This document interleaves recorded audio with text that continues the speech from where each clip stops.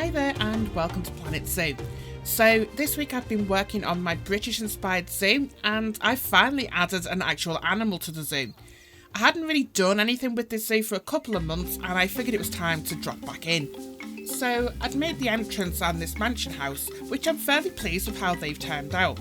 Then I moved on to this reptile house, which I'm not liking one bit. The style is okay, but it's way too big and clunky. I mean, it's almost as big as the mansion house, which isn't realistic at all. I want this zoo to feel like a real zoo, so this won't do at all.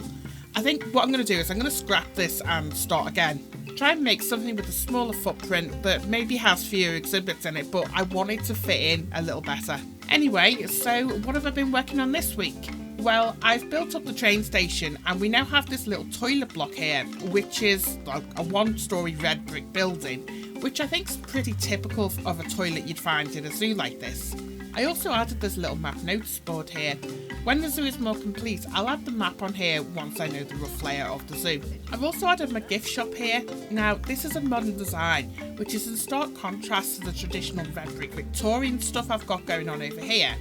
I'm okay with that. Real zoos introduce new buildings all the time, as long as they don't interfere with building restrictions. So the mansion house over here, now that would absolutely have building restrictions held over it, but I don't think the entrance here would have the same status, so I'm okay adding new with old here. My plan is to build out from this and I'll add some food and drink facilities here too. So what else have I been working on? Well, I started building some back of house areas, so lots of these little staff rooms tucked away like this. And over this side, I've added some animal welfare buildings.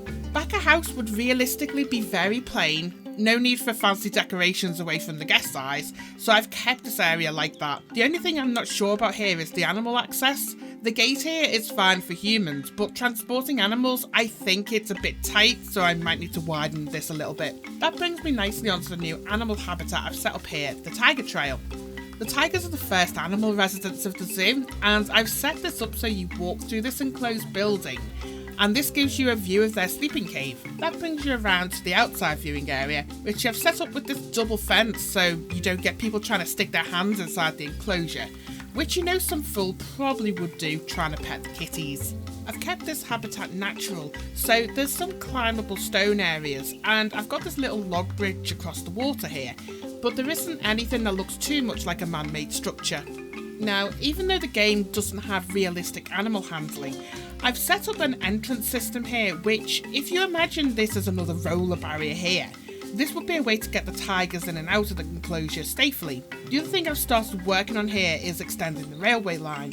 This passes over the top of the tiger trail, so I've barriered this in. On the very, very slim off chance that the train broke down here, it'll stop people jumping into the enclosure. Now, the train line, when it's finished, is going to integrate with a lot of the animal exhibits, but I want to make sure guests are still safe at all times. So let me know what you think of this. I think it's a good start from where we left off a couple of months ago on this zoo. Once I've sorted out the reptile house, I think the British Zoo will develop a lot quicker. Anyway, thanks for watching. Bye for now.